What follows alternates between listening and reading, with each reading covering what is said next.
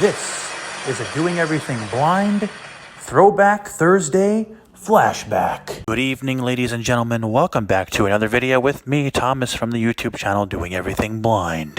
I have my amazing friend Haley Tyrrell here on FaceTime, and welcome back to my channel. It's so good to have you on my channel again. In this video, we are going to talk about tech and how our states, the state of Connecticut and the state of Illinois, that's where Haley lives in Illinois. We're going to talk about, like vocational counselors and, how they don't understand that we need certain pieces of technology and all that good stuff. Yes, and before we get started, I wanted to say to all the lovely YouTube viewers out there, this was just a random tangent that we were talking about tonight. Yeah. And we're just like, hey, why not? Let's do a video. Yep. Yeah. And before we start, please subscribe to our good friend Daniel Sumrow. So his channel is Daniel Sumrow Main Channel. He has an amazing channel, so please subscribe to it, or else. No, I'm just kidding, but seriously. Please subscribe to it. All right. So what would you like to talk about? Well, why don't you start? So you've been having an issue for the past how many months that your counselor will not give you? So I have a Voice Note Apex, guys, which is a product that Humanware used to make. It's a note taker, and used to being the operative word here, people. If you call anybody who has a Voice Note Apex, be aware. Voice Note, Braille Note, potato, water, whatever. Yeah. Sorry, I've been feeling like crap for the past couple of weeks, and You're good. my voice is. You're good. Anybody who has a Apex model, be aware. And then Thomas, I'll let you keep going. Okay. Be aware, they will not. I repeat, will not support it. If you call, they do not provide assistance. They do not at all whatsoever give you parts for it. Nope. You can't even get the battery for it anymore. No, I was telling them you can't even get the battery for it anymore. Yes, you have to send the Apex in to get the battery replaced. Which is a crock of shit, but anyway. Well, in my opinion. Yes, it is a crock of shit. In my opinion, but anyway. It is a crock of shit because if you don't have a functioning note taker because of this, and your state will not get you one, and you do not have the ways to attain one, you're screwed. Yeah. So I have a Voice Note Apex, and since July, it feels like the backspace key is going to fall off. And recently I called my vocational counselor. I asked her if she could get me a Braille Note Touch, and she said no. She said she cannot get me a Braille Note Touch unless I have a job, which in my opinion is very stupid and ridiculous. In my opinion, it's very stupid too, and here's why. Not everybody wants a job. If you are a blind person, employers will not hire you unless you have a college degree. I'm going to tell you something, people. One size does not fit all. Not every blind person wants to go to college. Right. Not every blind person wants to have a full-time job. Right. I am in that realm. Right. Okay? There are so many things that you do, Thomas, as a YouTuber. Right. And that I used to do as a fellow podcast co-host with Daniel. Right. For example, that you can earn income. Exactly. And, okay, it is bullshit that people discriminate against blind people. Yeah. But, all that aside, these counselors, and I'm not saying everybody has to be, Miss Perfect Pants and understand what we need and what we, I know exactly what you're going through because I know how you feel. There are two types of counselors. There are two types of people who work with us. Right. There's people who do it for the money. There's people who do it because it's what they think they wanted to do and they went to school for it, whether it's TVI, O&M, Right. voc rehab, whatever the case is. Right. Then there are the people who have the big hearts. Right. And they do it because the job that they have does not feel like a job to them, and they can do it in their frickin' sleep. Right. And it is a shame that it is a shame that people don't understand that. Yeah. Thomas and I were just talking before we started this video. Yeah. And we were talking about how with the Apex situation, I was asking him, what type of technology do you have? He doesn't have a computer. And I don't know how to use a computer. And that's okay. Yeah. And not every blind person uses a computer. Nope. Shout out Humanware. You people are amazing. Shout out to Steve from Humanware. He's amazing. Yes, Steve from Humanware. You, my dear, are an amazing tech guy. I hope this doesn't sound creepy, but I love you. You're an amazing tech person. You've helped me out so much. You've helped Daniel out so much. And me.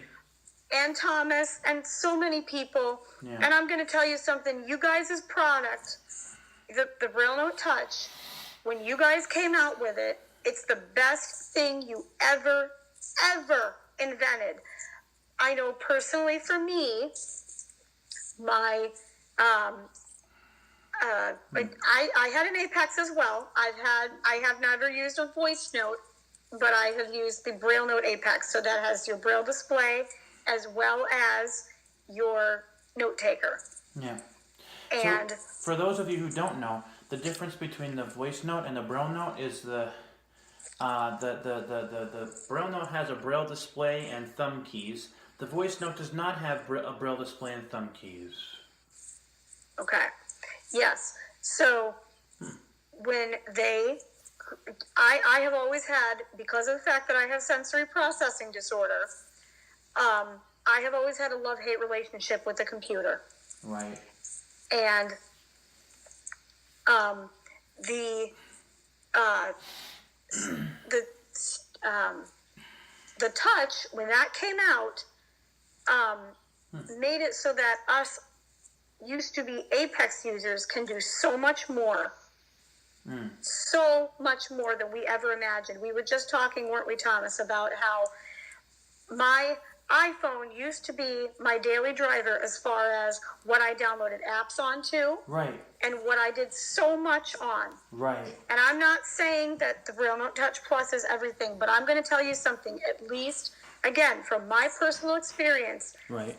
From an SPD perspective, and I understand that SPD, just like autism and Asperger's, which, okay, I'm probably on the spectrum, have never been diagnosed, whatever. I get it. It's a spectrum. One size does not fit all. No.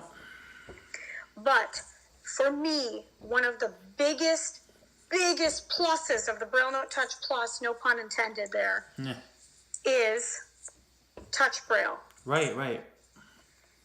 Yep. For those of you who don't know and who don't have a Braille Note Touch Plus, what is it, Thomas, that you're using on your voice note? What have us blind people been using for years? The keyboard. Yes. That keyboard to some people, unfortunately, sounds like somebody is freaking jamming a knife into your ear. Right. And it's like somebody's jamming toothpicks into your ear and poking constantly. Then they came out with this thing called Touch Braille, which, for those of you who use Braille screen input on the iPhone, which I just learned how to use, a shout out again to Daniel. Thank you again for that. Yes, big shout out to Daniel. You're awesome. Sorry we keep bringing you up, but you're awesome. Yep.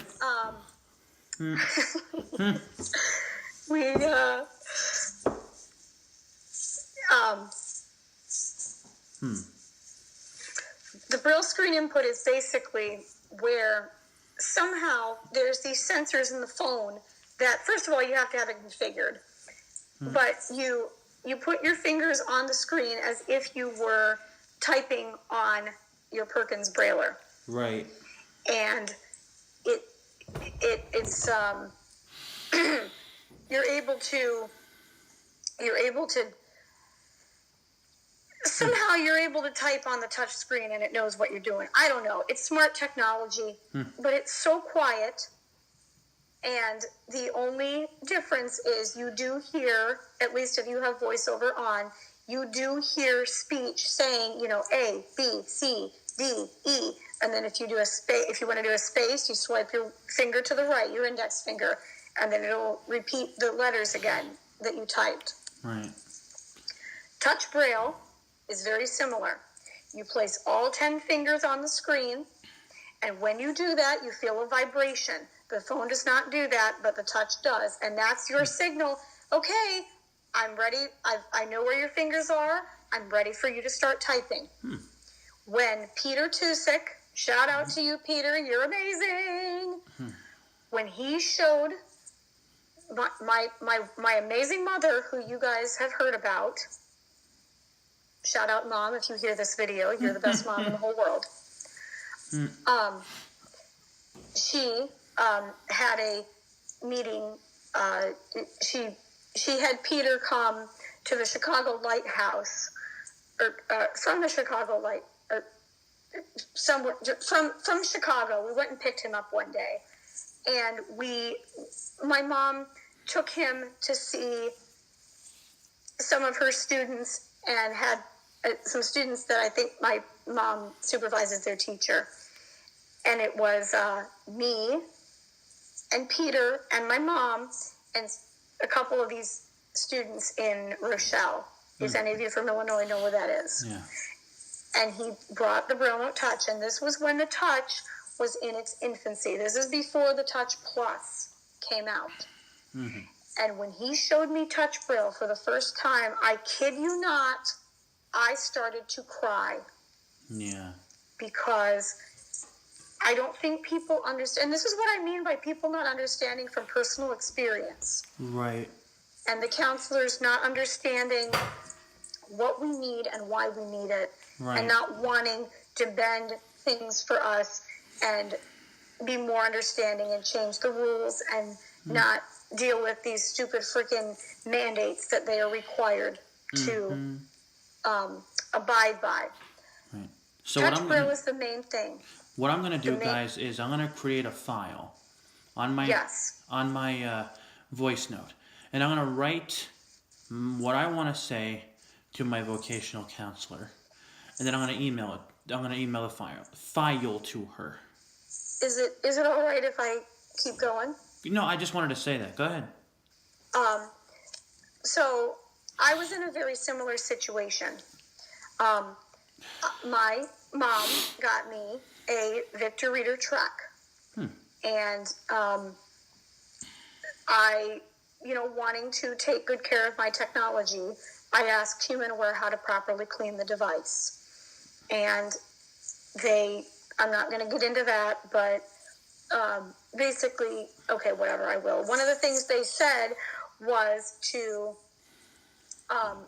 clean it. If you want to use an alcohol wipe, that's fine.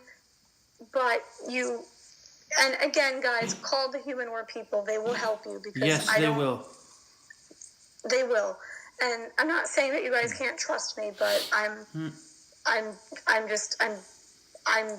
in no place right now to be extremely descriptive. But they told me what to do, and my mom told me that, okay, you can clean the Trek, but just don't rub can I swear? Go ahead. Don't rub the hell out of it. Well, because of my sensory processing disorder, one of the ways that it manifests for me is I cannot accurately tell how much pressure I am putting on objects. So not only was I cleaning the device, but I was causing little scratches to be on the device because I was rubbing the hell out of the top surface. Yeah. So to make a long story short, I got really freaked because what if liquid got into the device when I was cleaning it? What if, and I'm not trying to catastrophize, but being a blind person, you don't know. Right. And there's been so many times where my mother has told, oh my God, I wanted to punch her upside the head when she's, sorry, Mom, if you heard that, if you listen to this, but oh my God, it makes me so mad. Because you would tell me, it works. No, it doesn't. You're not the one who uses this stuff. And that's the thing, too, that we're talking about our counselors and stuff. They are not aware because they don't have the personal experience that we do. Right, Tom? Right.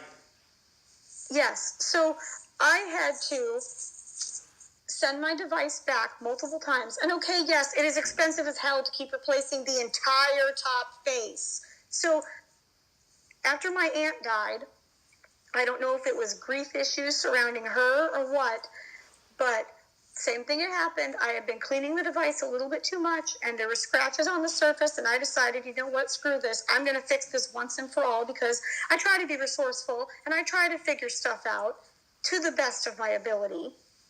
And I took my earbud cord and scratched the hell out of it, because I knew, okay, this is the only way that they are going to fix it.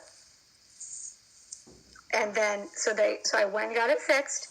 And then I guess what happened was the next time something happened, I don't remember. I'm so drained. It's been a really weird week, as I think you guys probably are aware, if you've listened to the last video where I talked about where I had my seizure and everything with my mom's health.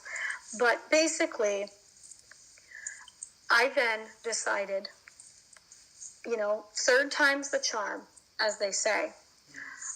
I'm not even going to bother my mother with this. I'm going to sit down, be an adult, advocate for myself, like so many of our vision teachers have drilled into us, have they not, Thomas? Yep. What are you doing? Sorry, I was blowing my nose. Sorry. Okay. So many of our teachers have drilled into us about, advocate for yourself, blah, blah, blah. Yep. And I never thought I was going to get a track, but I basically sat down, and my vocational counselor that I had, luckily, has a disability. She's hearing impaired. Yep. And I explained to her that, here is what has happened to me in the past. Here are some reasons that I need it. Right. Here are some reasons why. I said a lot of stuff like, I don't use the GPS that much, but it might help. It does help to be able to know sometimes where I am. I use it for my daily driver, whether I'm listening to books, listening to the internet radio, right. Whatever the case is. I have had multiple times where I've had to send it back. Some reasons I've had to send it back are liquid getting into it because I don't know what I'm doing, et cetera, et cetera, et cetera. And she then emailed me back and said, this was back when I was in the Vision program, which we can totally do another story time video for that. Yeah. One day, because that was bullshit too. We could even do it in this video if you want. Okay. So basically, we'll get back to the touch tangent in a little bit, shall we? Yeah. But this is a video of tangents, whatever. There you go. Thanksgiving special for doing everything blind. Haley and Thomas rant. There you go. Yeah. So because of the fact that my mother was a vision teacher and she changed her entire career for me and to make the lives of so many people better, I decided I want to be a vision teacher. And this was back when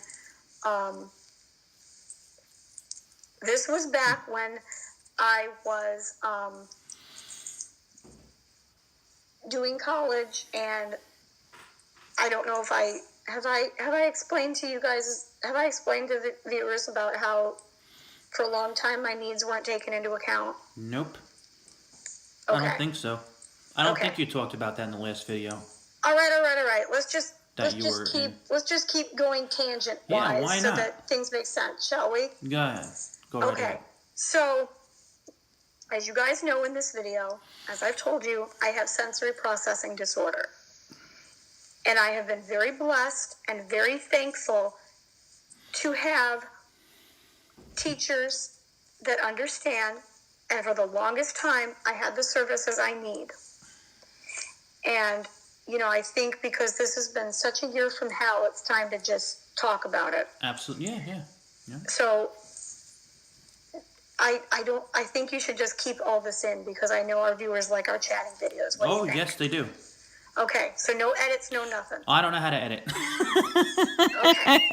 Go ahead. Okay. Anywho, let's see if Haley Tyrrell can actually form an actual sentence today that makes sense, shall we? It's been a hell of a day. Yeah. Anywho,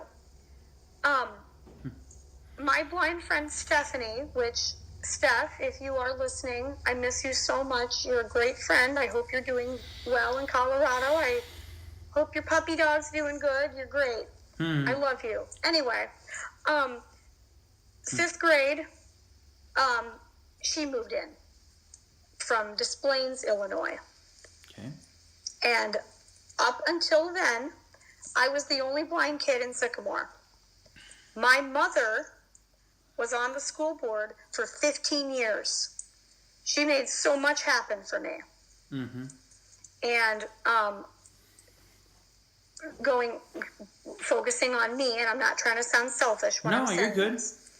But for the longest time, one of the services I had was occupational therapy.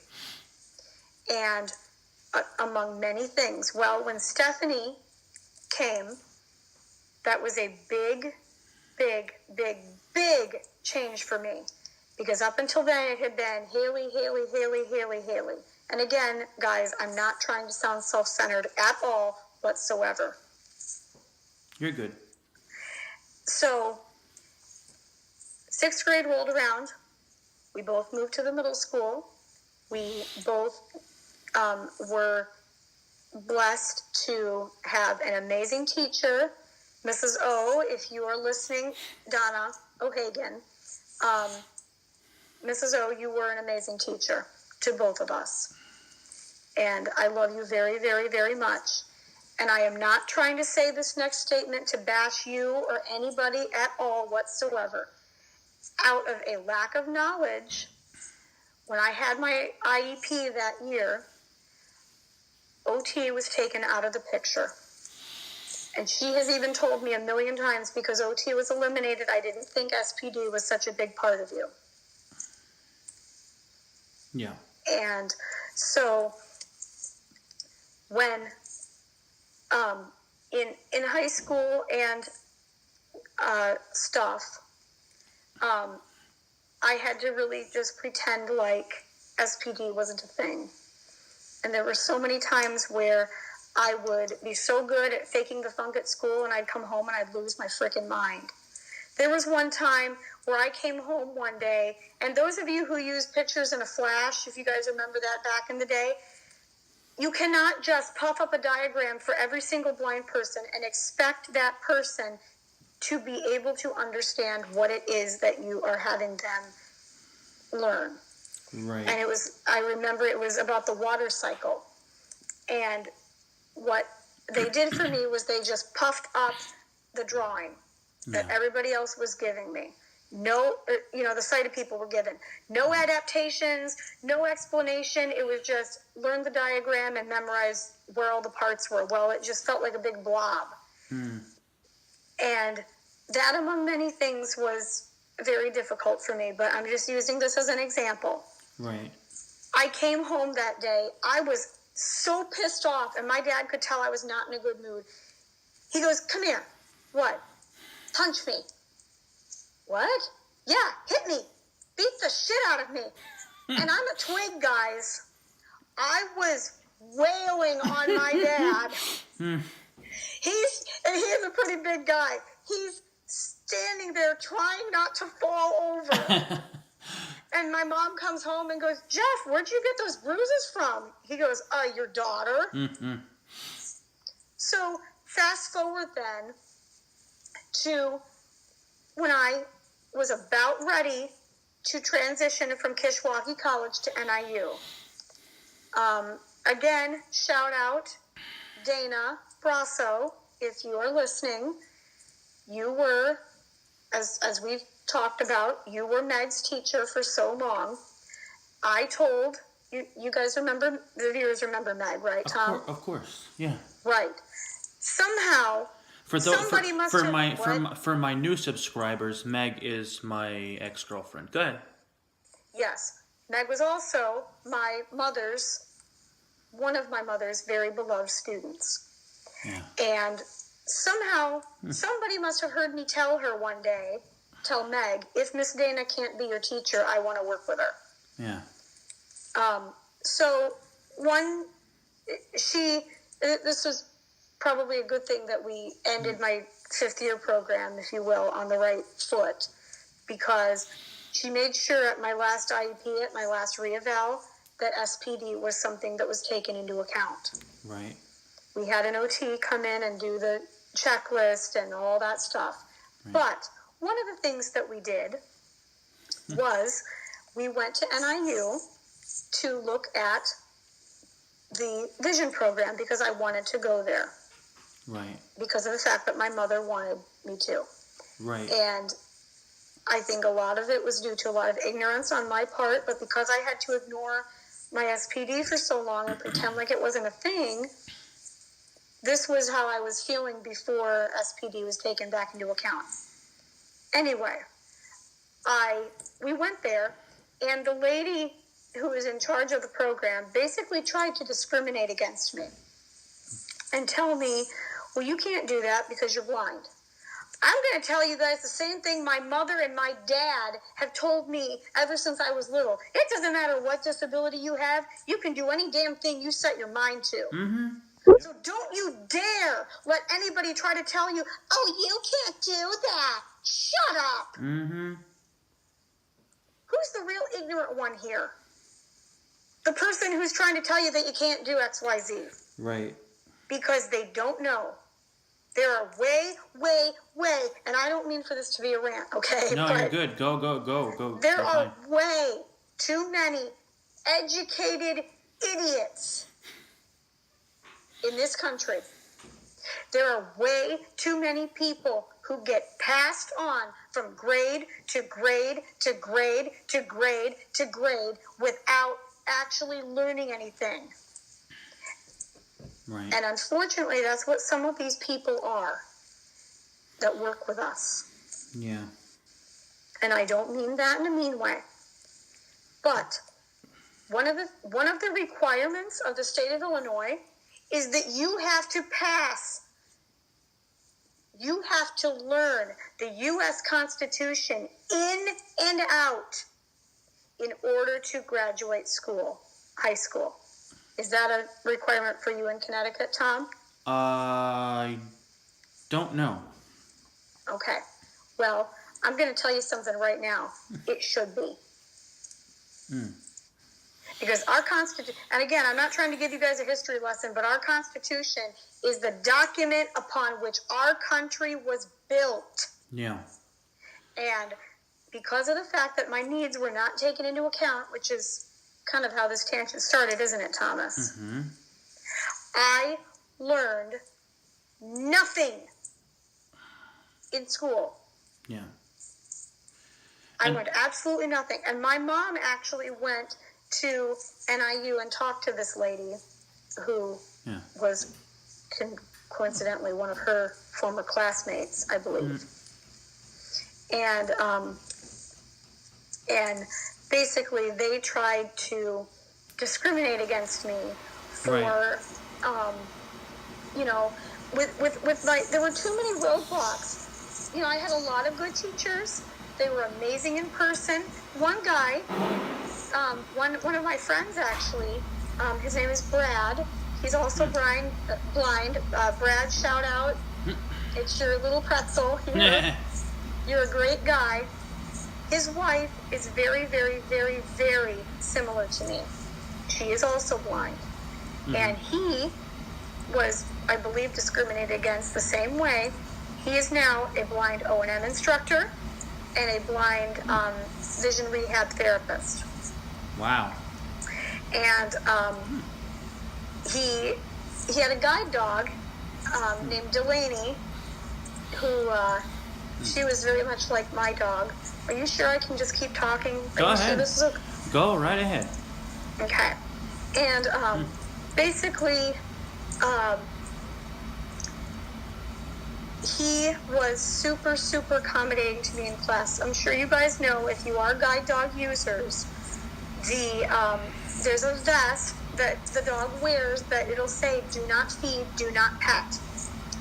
Well, there was one time where I really just could not handle being in those rooms because the buildings are old and decrepit. I've nicknamed NIU Sensory Hell University because that particular building that the vision classes were in, oh my God, I couldn't handle it. Yeah. So one day, Brad and I were sitting next to each other in class, and, not like as a boyfriend-girlfriend type thing, but just we happened to be.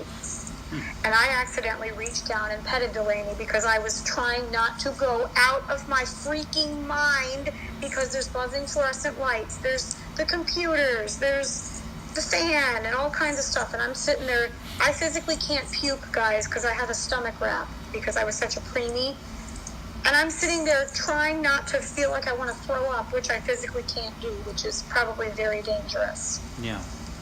And I accidentally reached down and I petted her.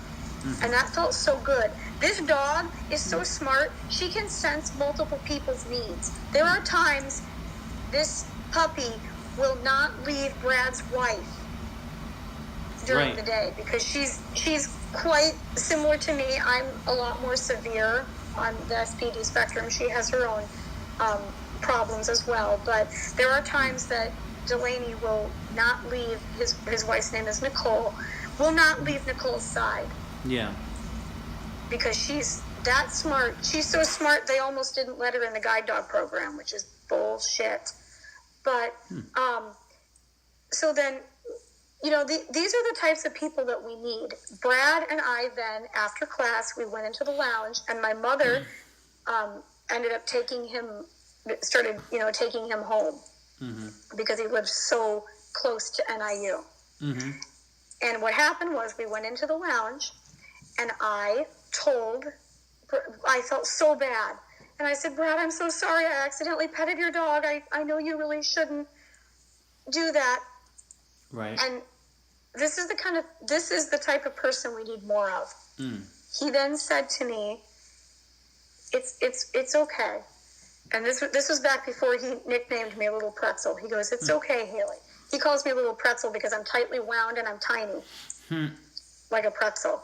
He said, "It's okay. You can pet Delaney anytime you want. I know that really helps you. I'm saying that because you're my friend, and I don't let many people pet Delaney." Right. So we created a system so that Delaney would be there for him, obviously, because he's her handler. He would sit next to me in class, so that Delaney could essentially be there for both of us. Right. And so that she would be sitting in between us, so that if Delaney could sense that I needed her, or if I needed her, she was right there for me to pet. Right. And it got to the point where if Delaney and Brad saw me in the hallway, Delaney would pull Brad toward me. I want to see Haley. Yeah. Because guys, not many. I don't know how many of you guys watch guide dog channels or other blind people that have guide dogs. Molly Burke, for example. Again, Daniel, you got me into her. I love her. She just got a new guide dog. Not everybody's going to allow you to pet your dog, but guide dogs are amazing and they're so helpful. And they are very, very, very, very good at sensing multiple people's needs. Right. And sensing even not just multiple people, but understanding what their owner needs and stuff like that. Right. And we did that for 16 weeks. And so then it got to the point where I was ready to drop out. I was ready to be done. I tried to email my vocational counselor, and I tried to talk to her about all this stuff. And my mom got all PO'd with me, and she said, "You're going to ruin your funding, da-da-da-da-da-da-da-da." And the best thing for me that came out of COVID, I realize we're still in a pandemic. I realize it scares the shit out of everybody. The best thing that came out of the pandemic for me was online learning. Right. Because it's allowed me to really think about what I wanted to do and what I don't want to do. Right. And that's the thing, I guess, is circling back to the conversation that we had originally. Yeah. I originally would have, had I stayed in the vision program, done clinical blocks this last semester, which with my mother's help, there would have been no way on God's green earth that I would have been able to even manage that.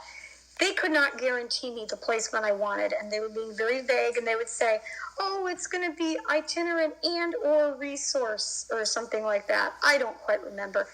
Okay, and or, what the beep does that mean? Mm-hmm.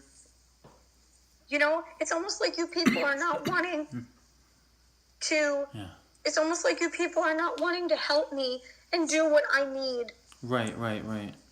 And, you know, there are too many people who have their own agenda, and they don't think about, what does the person want? Or need.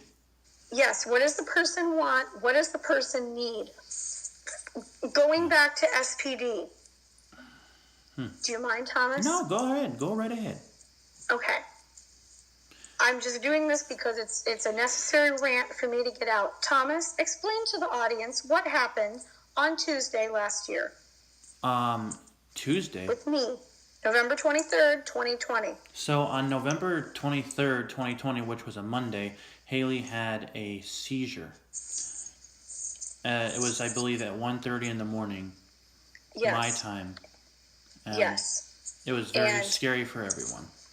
Yes, absolutely. And then what happened when we went to the hospital? Your mom your mom and Daniel were on FaceTime. Yes. And out of the kindness of Daniel's heart, he said, "I will stay with Haley during the day, and if anything happens, I will text you right away." Yes. And, you know, I think a lot of families of people with disabilities and friends and I don't know what his exact words were, but that is exactly what his exact words were, and I was very out of it, but I remember him saying that as clear as day. Yeah. And my mother actually started crying. Yeah. You know, I think a lot of families of people with disabilities and friends and acquaintances and people who work with us, the people who provide our services that we need, do not understand how life-changing something like that is. Right. So going back to SPD, so many things after I seized and scared the shit out of everybody, including myself, changed so much. I think I told you guys in a previous video, my mom has not, and she's not doing this to be a mother hen, okay? I'm going to tell you guys right now, there is a difference.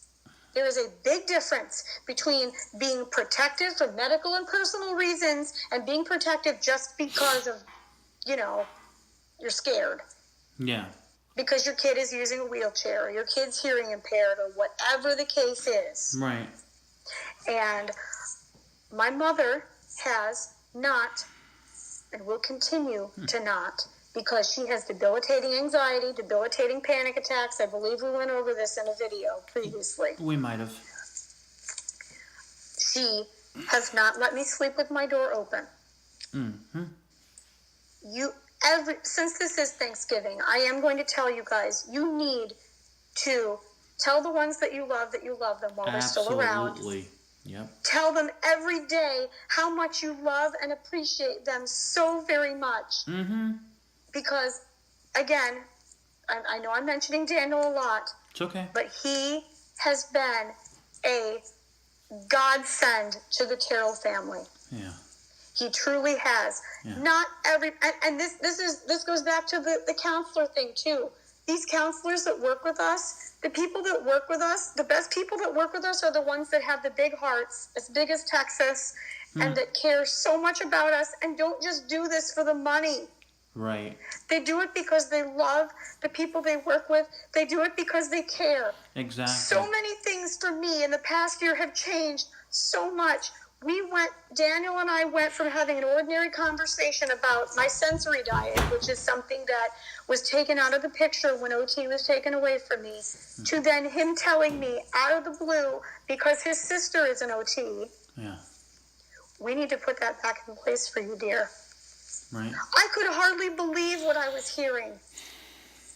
I could hardly believe what I was hearing. I was needing that for 11 years.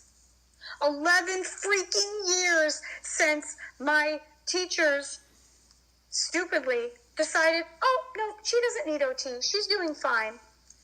Mm-hmm. And let's see, what else?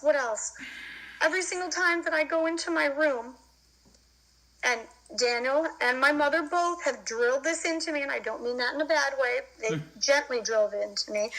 Every single time I go in my room. Shutting door. Yeah. If I, like right now, I'm awake, and I've told my mom, and I've kept this very consistent. If I am awake, whether I'm in my room or not, my door is shut. Right. If it's at night. Right. When I am ready to go to sleep, whether I go in and snuggle with you and Dad, or I sleep in my room, the door is open. Yes. Yep. And it is extremely, extremely important, especially now that I look back over everything that's happened with me, that, you know, we need to realize, and these counselors need to realize too, it is extremely important for you guys to not be focused on your own agenda, right, and have your own rules to follow, and have your, and yes, okay, I understand, we all need rules, but come on. In Thomas's case, that Apex is his only computer that he has. The Braille Note Touch is the best thing humanware has ever invented from a computer perspective, from a tablet perspective. Now, I just want to say real quick here, the Voice Note Apex is not a computer, but it's like a computer. Yes, the Braille Note Touch is more so like a computer, wouldn't you say? Yeah, and getting back to the requirements just for a second here, the reason why I don't know about the requirements for Connecticut is because you guys, for my new subscribers, I did not go to high school in Connecticut. I went to school at Perkins School for the Blind, which is in Watertown, Massachusetts. Yes. Yeah. And,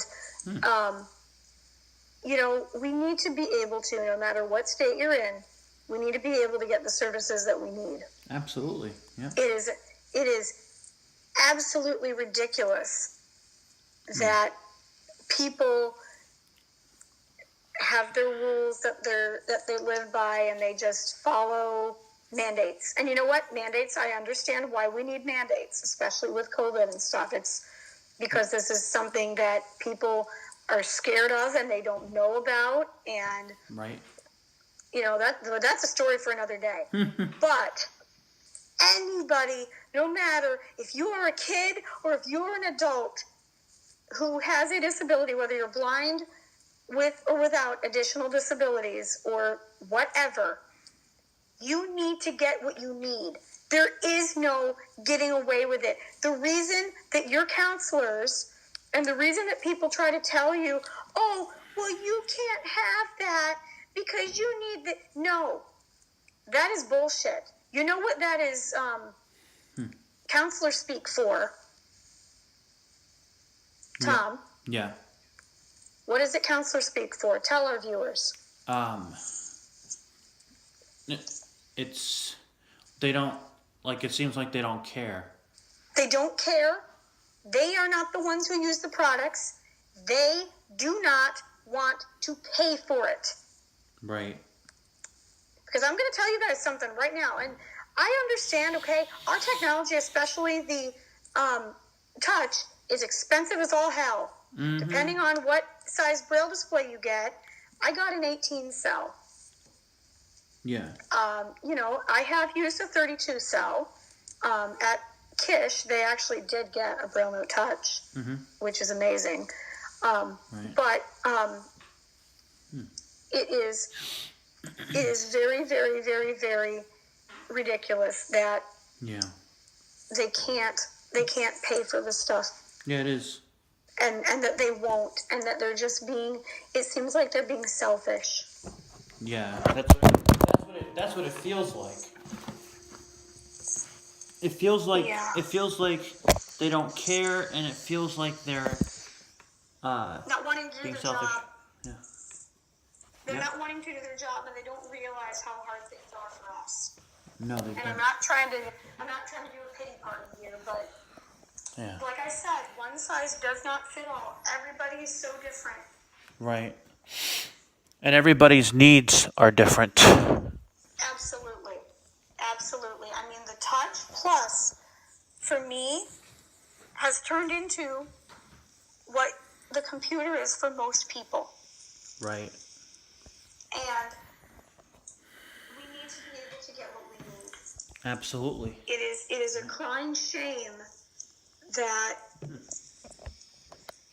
so many people are educated idiots. My dad actually, at one of my IEPs, where they wouldn't give me what I needed, stood up and told them, like, a lot of people are scared to hear the truth, okay? That's what this is.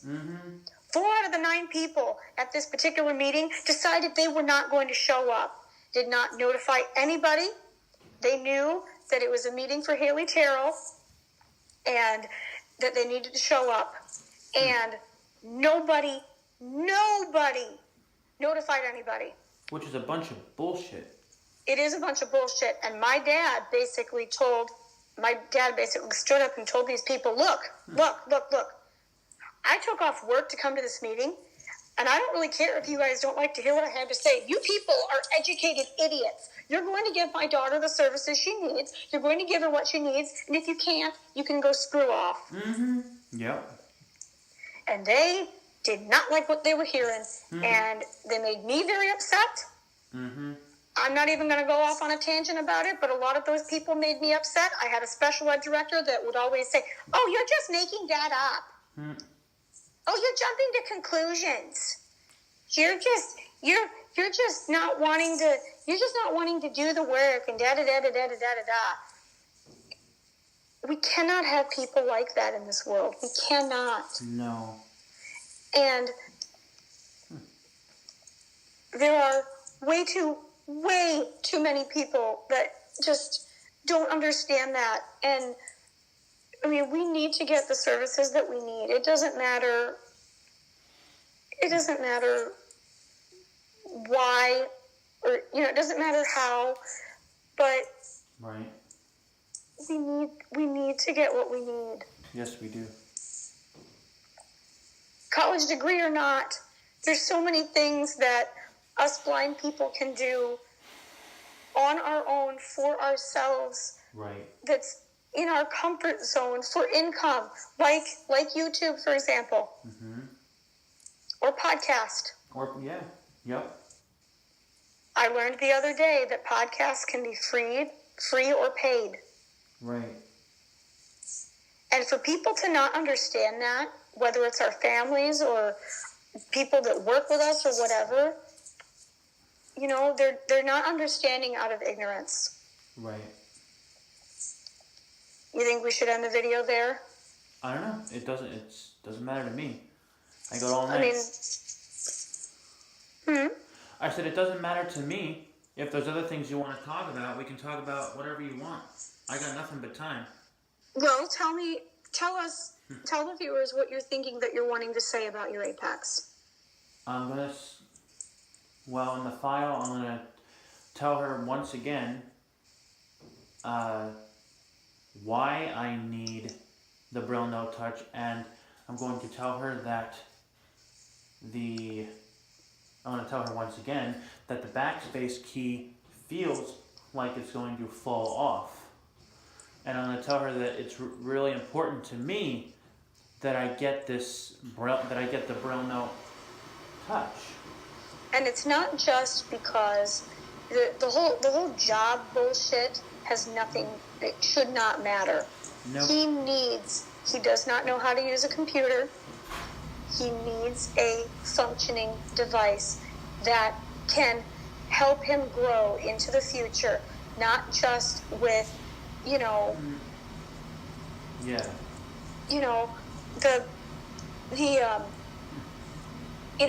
Not just with journaling and stuff, but it's amazing when things get taken away from us, how much we really appreciate it. Yep, you don't know what you got until it's gone. Because us blind people have a hard time doing some stuff that sighted people just take for granted. Right. Yeah. And guys, this machine's old. I love it. It is very old. Very old. I love the machine, but it's old. I've had it since March of 2011. Yes, dear. You've had it for 10 years. It is time to get a new one. It's time to sing Kumbaya and have a funeral for it. And, Yep. And it is extremely, extremely important that we all get what we need. Like I was saying, I used to use my phone for everything. Right. Now that I have a Braille first device that is, I know it wasn't intentional, but really caters to my sensory needs, that touch is essentially what the iPad with a Braille display connected to it has been for years. Right. With more perks of humanware-made specific applications that help us. Exactly. Yep. And I know one of these days, hopefully it won't be anytime soon, but guys, I know one of these days, either one or two things are going to happen. Either one of these days, the machine is just not going to turn on anymore, or... Then you're really screwed. Or the backspace key is going to fall off. And I will be screwed. And that's one of the perks of Touch Braille, and that's one of the things, Thomas, that I think you need to explain to her. Yeah. That, and we can definitely try to, get our ducks in a row and put our thoughts together and try to put it into one big file. Right. But there are so many things that these people need to understand that the Apex can not do, that the Touch can. A job should not matter. Should we talk about the space bar on Daniel's? Oh, yeah. Yes. So Daniel has the exact same problem with his Apex. The space bar fell not off, the right? backspace key, but it's the space bar that it fell off, right? just broke off. Yep. Yeah. And they won't get him a Touch. Which is ridiculous. And they won't apply. He was denied for SSI, which is ridiculous. I don't know. Do you have supplemental security income or whatever? I get SSI. Yes. See, that's the thing. It's not us blind people being lazy. It's not us not wanting to be mature, grow up, whatever. Right. We have to do what we need to do and what is best for us. Right. As blind adults. We don't have life as easy as you sighted folks. That's for sure. And the sighted people that do understand that, bless you. Yeah. Now, a little while ago, you were talking about your sensory diet. For those who don't know what a sensory diet is, would you mind explaining what it is and how it works? Do you mind? Okay, so a sensory diet is basically kind of an OT prescribed, in a way I describe it as medication. A diet, in the traditional sense of the word, is, certain foods that you eat, right? And we all don't have a balanced food diet, but, our bodies need various nutrients to help us to stay healthy. Right. It's the same type of thing with a sensory diet. There's with SPD, you can be a sensory seeker or a sensory avoider, or you can be a combination of both. And a sensory seeker is like, how many times have you woke up one day and have been like, I need my coffee. I really need my coffee so bad. Right. Same type of thing with sensory seeking. There are certain forms of sensory input that our brains, the brains of people with SPD, we have this, it's not a food craving, but it's a sensory craving. So, like, for me, I've always liked to spin. Feel free, Thomas, to jump in if you want. Okay. You've been a spinner too, haven't you? When I was a kid, I spun in the living room. Yep. And I do the exact same thing. And for the longest time, even before I didn't have a sensory diet anymore, in between times of transitions, I would spin. I go to the right, but if I go to the left, I look like a dork, and I get dizzy, and I don't know where I am, and I look like I'm drunk. Mm-hmm. If I go to the right, I look like an ice skater. I can spin for hours. Mm-hmm. And so basically what we did was, and Thomas, feel free to jump in if you want. Okay. The conversation that we had was, he was telling me, we need to put that back in place for you. What she mean when she says he, she's talking about Daniel, by the way. Yes. So we were kind of just having a regular old conversation about what kind of stuff I used to do, because when I was little, they didn't have anybody to sit with me before school so that I could do my sensory diet, which I did in the mornings and after meals. Mm-hmm. So when I went to school, it was in the morning. I had kind of a routine that my dad and I did when we were at home, which wasn't OT prescribed, but we would sit in the rocking chair and we would rock for a little bit, and then he'd take me in the bathroom and he'd brush my teeth, and then we'd go to breakfast, and then we would go to school. And he was the one who then would sit with me beforehand for 45 minutes, and this is where things really changed for me this year, because this is what I was telling Dan. We would sit there, and at the time, and a sensory diet can change. A sensory diet does not always have to be the same sort of thing.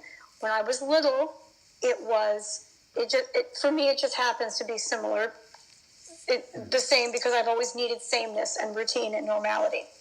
So when I was little, it was, I had a therapeutic listening CD that I would listen to, which my dad thinks that's a bunch of bullshit too, because one day he decided, let's change it up. Let's listen to, if you guys know the band Train, at the time their album My Private Nation had come out.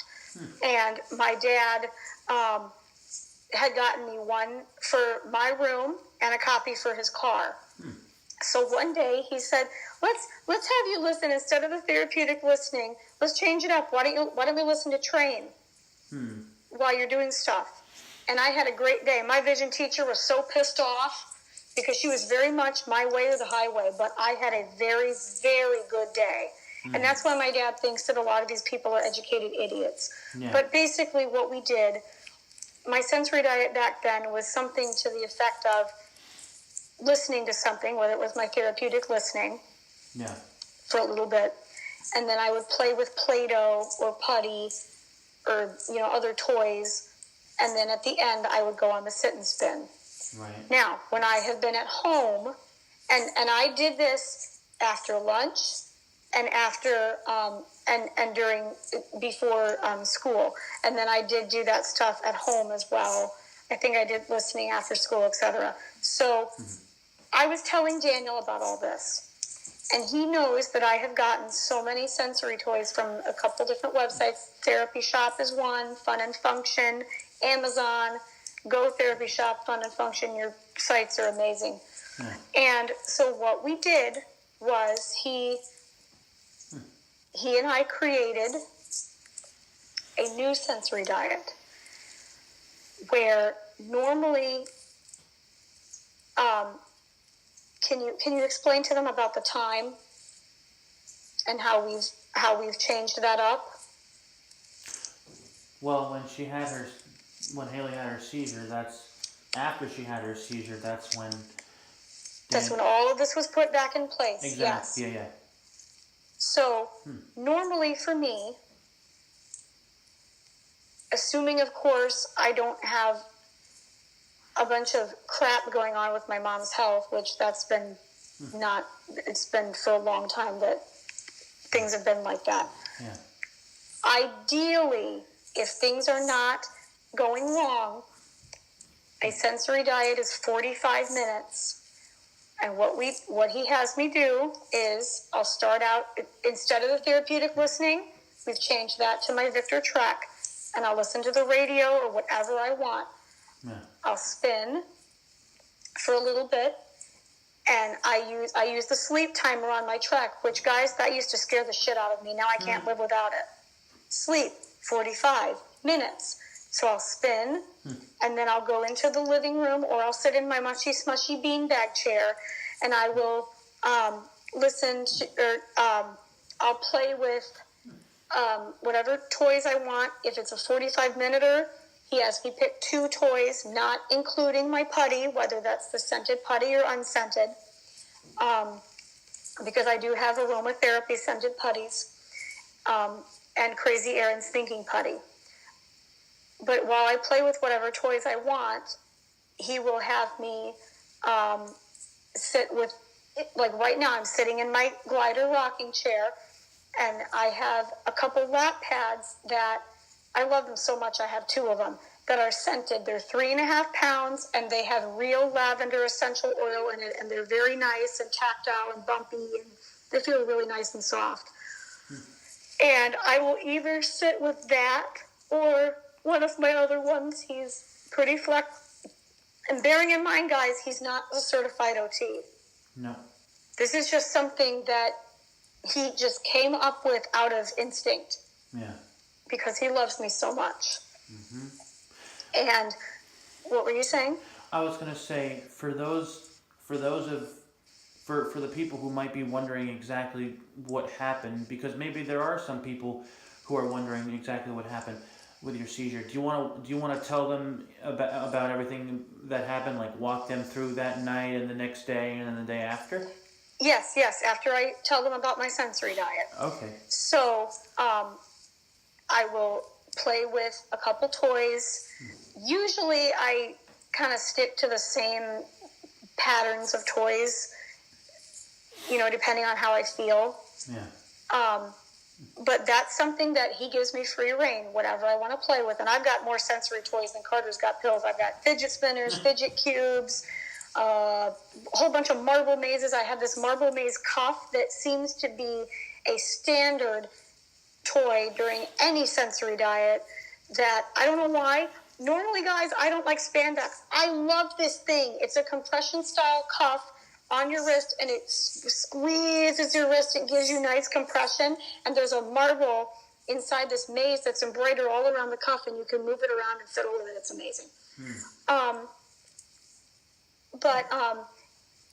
Then I'll play with a couple toys. If it's a 45-minuter, he's got me playing with 2 toys, not including my putty. If it's an hour, he has me playing with 3 toys, not including putty. So it's spinning, regardless of what it is. Spinning, go in the rocking chair or in my beanbag chair with my lap pad, listen to the track still throughout all of this, play with a couple toys, whether it's 2 to 3, and then at the very end, when I am ready, again, this is all when Haley is ready, but the only requirement then is at the very end, after I play with whatever I want, after my sensory cravings for those toys have been fulfilled, then I play with putty, whether it's my aromatherapy, so lavender, peppermint, or lemon. A lot of the times I do play with the lavender, but I have played with peppermint and lemon too. And it's really interesting too, because with the lavender, I get a kind of like a double dose. because I've got the lap pad that's really putting that lavender through my nostrils while I'm smelling it because it's on my lap, and then that lavender putty, which has natural essential oil in it as well. Right. So then, and then after, and he has me, and I'm sure you guys are wondering, well, what is it with an hour? Excuse my TMI, but if it's my time of the month, if I have Aunt Flo, he has me doing it for an hour. Mm-hmm. In the morning when I wake up, after breakfast, after lunch, after dinner. Mm-hmm. And I understand, and we went over this too, because I was getting kind of antsy about it. I understand completely if I can't do all 4 sensory diets during the day. Right. That would be ideal. Ideally, it would be all 4 times a day. But the right way for me to really start off my mornings is to at least do my morning one. After I eat, if I have a little snack and it's not just a full meal, then he's okay with me just spinning a little bit. Right. And then at night, I have a nighttime sensory diet that is a little bit different. Right. No toys, no sensory items at all whatsoever. But he has me do it for a half hour. Right. And so when I'm good and ready to go to sleep, because you guys know, you do too, Tom, that there are times that I'm a night owl. Right. So when I get done talking to you or whatever, and I'm ready to go to sleep, he has me with no toys or anything because this is really me winding down. Right. And we kind of capitalized on what I already do. I'll just sit here and listen to my track or whatever. Right. So what we did was I start out, I set that sleep timer for a half hour. I'll sit in my beanbag chair in my room and listen to my track for a little bit. And again, he hasn't put any sort of time constraints except for that half hour. So, whenever you're ready. Right. Whenever you are ready to do this, you are the one who's, going with what your brain is telling you that you need. Right. And then after I sit in my mushy smushy for a little bit and rock, then I come out here, sit in my rocking chair and rock and listen to my track. And I know when it says sleep, time remaining, 1 minute. A lot of the time, because I still use the device, and this is no matter what time, day or night, I turn the device off. Or not turn the device off, but I turn my sleep timer off, because when it says 1 minute, that's when I know, okay, time to go put stuff away and carry on with the rest of my day. Right. That alone, having a home-based sensory diet for the first time in 11 years, guys, is huge. That is an example right there of somebody getting what they need. Mm-hmm. And somebody caring enough. Right. And it's to the point that he even tells my mother, remind her to do her sensory diet. The fact that we've done that, guys, right there is what collaboration looks like. Mm-hmm. He's not a certified OT, and he doesn't want to be, and that's okay. But that is what collaboration looks like. That is what I didn't have for so long. Right. Because the vision people are collaborating with OT. Yeah. And vision person in this case is my mom. Right. So, thank you for explaining all that. Now, do you want to talk about what happened, or? Yes. So, I was listening. So, Daniel and I were originally going to record that day for our podcast that we had. And Monday was going to be the day that we were going to record that blind crochet show. For those of you who remember Daniel's Technology and More, when I took over as podcast co-host when him and Meg were no longer doing the podcast. Mondays was our day that we were going to record that particular thing. Well, it's kind of hard to record when your friend's in the hospital and doesn't have her phone. Right. So apparently what happened was my mom went to and this was totally hunky-dory. Dan and I had hung up. I was going to have a good day. Everything was going to be totally fine. We hung up probably at 11:50, 11:55, midnight. Yeah. So then she being my mom, went into the bathroom, and at this time my door was shut, and she heard me make a very weird moaning noise. And she came in, and I was stiff. And I was shaking. And she bit her tongue in her sleep. Haley did. Yes, I bit my tongue in my sleep. And my mom woke my dad up out of a sound sleep and scared the shit out of him. Yeah. And my mom called 911. And the paramedics came, and they tried to get me on the gurney. And I apparently had peed in my bed. And I was on the tail end of Aunt Flo, which... again, excuse my TMI, but this week she started the day before the anniversary of when I seized. Yeah. You know, so I'm just in my head going, what does this all mean? Right. And so the paramedics got me to the hospital, and I was really fighting them, apparently. I tried to headbutt one, I bit one. They were scared to touch me because I was because I'm such a twig, and I'm stronger than a lot of them, but I didn't want, they didn't want to hurt me.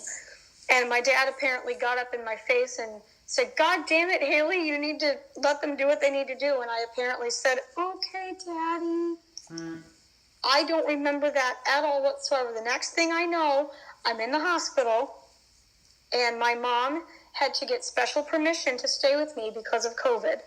Because they don't allow anybody in there. And again, sorry if I'm repeating myself, guys, but the next thing I know, I hear my mom talking to Daniel. And I remember it as clear as day. I remember it as clear as if it were yesterday. My mom was sitting in a chair to the left of my hospital bed, and we were talking. I was laying there, and she was talking to him. And apparently what had happened on my end was he had tried to get a hold of me a couple times and could not, because my phone was not there, obviously. And my mother had gotten his email address from me, because she knows how to get into my Apple ID. You know, not in a stalkery way, but just in case she needs to. Yeah. And she emailed Dan and told him what had happened to me. And so then she called him back, and at the time he had silence unknown callers on, which, guys, that's probably a good idea, especially with all those scam callers. The only time that he happens to answer, call people back is if they leave him a voicemail. Well, she did leave a voicemail. Yeah. So then Dan put her number in his phone immediately and FaceTimed her. And my mom and him talked, and out of the kindness of his heart, he then told my mother, I will stay with Haley during the day. And we had only known each other for a couple months. We met last year in March. I will stay with Haley during the day, and if one thing happens, I will text her. I will text you right away. I have your number in my phone. I have no problem being with her during the day. Yeah. And so, from that very, very, very next day, then what happened too was, after I talked to him, my mom kept Daniel in the loop over text. They were texting back and forth, and she was filling him in on everything that was happening. Right. Now, the reason why you peed your bed is because you had no control over your body, right? Correct. Loss of bodily control. Yep. Yeah. And so my mother explained to him everything that was going on through me getting my MRI and the CAT scan and every single thing. One of the things that he also has been instructed by my mother to do, and guys, if you have a friend like this or a significant other like this, be grateful, because there are so many self-centered assholes in this world. My mother instructed him, please, please, please make sure whatever you do that Haley eats during the day. Right. Because one of the things they found out, now with seizures, there is no unifying cause. And I know this because I have a friend who is also sadly epileptic. Yeah. And it's very scary for all the people involved. Right. And he's also blind. Yeah. But he being Daniel, was, my mom and him were talking about it, and when I got my blood test back, they found out that one of the reasons I seized was my vitamin B, D, and iron were very, very dangerously low. Right. And in a way, he has virtually taken my Aunt Paulette's place. My aunt had a heart as big as Texas. I mentioned her dying a few minutes ago. My aunt babysat me for next to nothing. Yeah. Daniel is volunteering his time and his generosity to be with me every single day over FaceTime, because, guys, he has a heart of gold. Yep. He truly does. Yep. He truly does. He is the reason my mother is able to go to work every day, whether she is at work, whether she's working from home, or whether she's traveling, okay? He's the reason that she can go to work every day and at least not have a panic attack about her little girl. Right. My dad texted him the other day and told him, feel free to text me at any time for any reason. Thank you for being such a good friend to my little girl. You know, ever since, throughout everything, and I'm not trying to go on a tangent about my mom's health, but throughout everything that has been going on with her health, she has really relied on him. He has been my virtual Aunt Paulette, for so long. Right. And I've told him, I've always called her Auntie. You've virtually taken Auntie's place. Right. And that is something that the Tyrrell family very greatly appreciates. Throughout all the times that my mother has had debilitating panic attacks, and throughout all the times that she has had to go to the hospital for so many things, it has been largely because of Daniel Semrau that my mother has not freaked out. Right. It's because of him virtually being with me every single day. Yep. That I am able to safely, because of my mother, being picky about it, that I'm allowed to take a shower. Yep. Especially because of what happened last year, she's so worried about me falling. And our house is very old and it's not that accessible. Yeah. My mom actually yelled at me one night because there was water all over the floor. Because I used to have a very hard time drying myself off. It's because of everything that he has put in place, sensory diet-wise and OT-wise and predictability-wise, that I am finally comfortable with learning to do so many things. Right. We're making up for so much lost time. I kid you not, guys. He and I went over how to properly dry myself off. He has sat with me over FaceTime while I have dried off, and he has prompted me and coaxed me through how to do it properly, if that makes any sense. Yep. And my mother is very, very, very appreciative of him. Yeah. Yep. Anything you want to say? I mean, this is turning out to be kind of a tangent video, whatever. That's all right. Well, it's just, what I would say is, if there are things in your life that you need, then, and if you're not getting those things, fight for what you need. Absolutely, And fight fight for what you want. Absolutely. Yep. Well, why don't we sign off and just post this video for listeners to hear? Yep, absolutely. Guys, Alrighty. Guys, thanks so much for listening or watching this video.